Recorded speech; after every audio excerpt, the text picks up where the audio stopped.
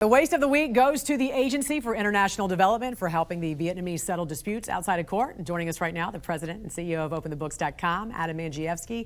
Happy Friday, Adam. Looking forward to hearing about this one. Good morning, Jan. So the $2.5 million grant from the Agency for International Development was created to assist the Vietnamese in finding alternatives to settle disputes outside of the judicial system. So how did this all come about? So this grant is part of a larger program over the course of the last 10 years, funded by the United States taxpayer to the tune of nearly $400 million through the U.S. mission to Vietnam. So there's a lot of tax dollars at stake. Specific to this grant, Jan, have you ever bought a car and they want to sell you third-party warranties? Well, I don't buy those warranties because you lose your right to go to court initially if there's a dispute. And that's the system in play here. $2.5 million of your tax dollars to be able to set up a system in Vietnam of alternative dispute resolution where you go outside of the court system initially. And is this only an effort being headed by the U.S.? So we partnered with the Ministry of Justice in Vietnam. Okay.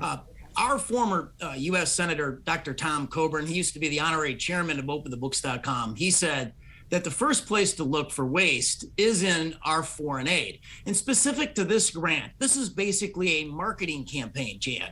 And the goals of this campaign is to pass legislation. So this is a public policy campaign within Vietnam funded by you, the United States taxpayer, to the tune of $2.5 million. So that's how they're helping. They're helping by creating this kind of advertisement, as you mentioned. This is not something that's actually going to the people there. This is something that is being used to advertise, essentially.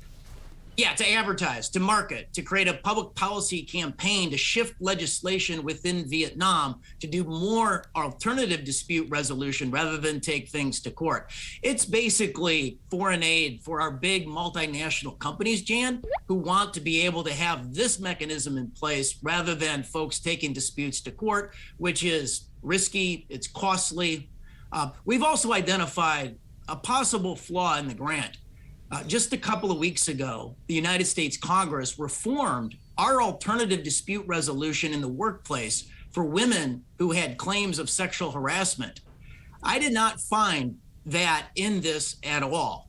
Women need to be able to, in Vietnam or in America, take their claims to court and not be locked into alternative dispute resolution when it comes to sexual harassment. Right. All right, Adam. And what other programs do U.S. taxpayers fund that's similar to this one, and why aren't Americans more aware of how their tax dollars are being used?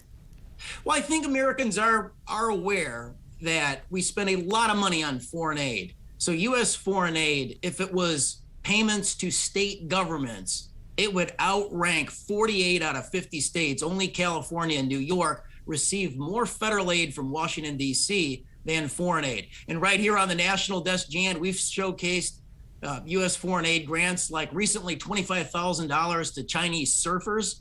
That was supposed to be climate change grants, but was really a cover to spend $25,000 on the Chinese surfing community. We've also just recently showcased that U.S. foreign aid in the Biden administration is going to start flowing back to Afghanistan again. And obviously the Taliban, a terrorist organization, are in control of Afghanistan.